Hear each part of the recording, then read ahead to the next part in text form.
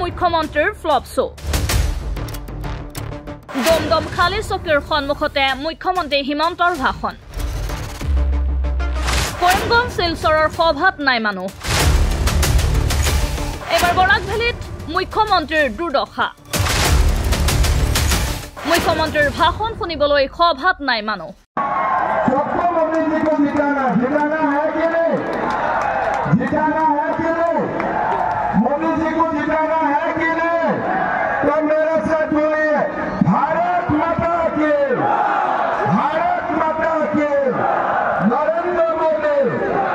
সভালৈ অনা চকী যেনেকৈ আনিছিল তেনেকৈ থাকিল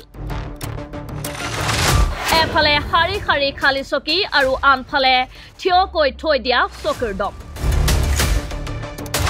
চাওকেই দৃশ্য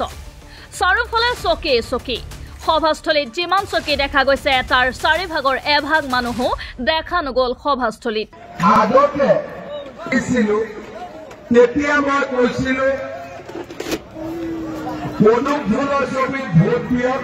এয়া কৰিমগঞ্জ লোকসভা সমষ্টিৰ অন্তৰ্গত হাইলাকান্দিৰ কাটলিচেৰাত অনুষ্ঠিত মুখ্যমন্ত্ৰীৰ সভা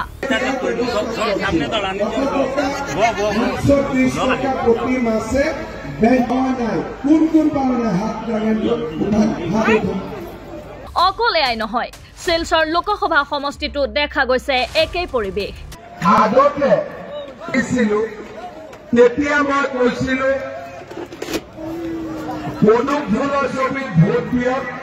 উল্লেখ্য যে দ্বিতীয় পৰ্যায়ত ভোটগ্ৰহণ অনুষ্ঠিত হ'বলগীয়া বৰাক উপত্যকাৰ কৰিমগঞ্জ আৰু শিলচৰ লোকসভা সমষ্টিত দলীয় প্ৰাৰ্থীৰ হৈ নিৰ্বাচনী প্ৰচাৰ চলাবলৈ উপস্থিত হৈছিল মুখ্যমন্ত্ৰী ডক্টৰ হিমন্ত বিশ্ব শৰ্মা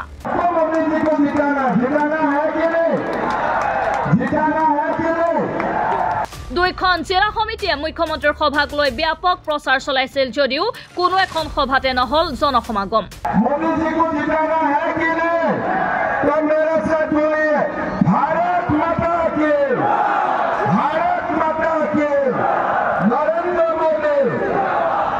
জনসাধাৰণৰ এনে হেৰেঙা উপস্থিতিৰ মাজতে মুখ্যমন্ত্ৰী ডক্টৰ হিমন্ত বিশ্ব শৰ্মাই নিৰ্বাচনী ভাষণ দিবলগীয়া হয় লক্ষণ যে দুদিন পূৰ্বেও উজনি অসমৰ নাহৰকটীয়াত একেই পৰিস্থিতিৰ মুখামুখি হৈছিল মুখ্যমন্ত্ৰী ডক্টৰ হিমন্ত বিশ্ব শৰ্মাই বিজেপি দলৰ ষ্টাৰ কেম্পেইনাৰগৰাকীৰ সভাতে জনসাধাৰণৰ এনে হেৰেঙা উপস্থিতিয়ে লোকসভা নিৰ্বাচনত বিজেপিয়ে কিমান সফল হ'ব সেয়া স্পষ্টকৈ বুজাই দিছে চাওক এই দৃশ্য আকৌ এবাৰ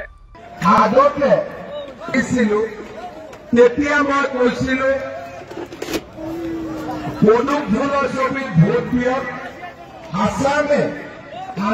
আমি চাকরি দিব আমি লাস্ট আগে আছে কথা ইস্যু ইস্যু বলবেন না ঠিক আছে আমি একদম খুশি একদম পর্দা ভুলে ভোট পর্দা ভুলে রাজস্থানে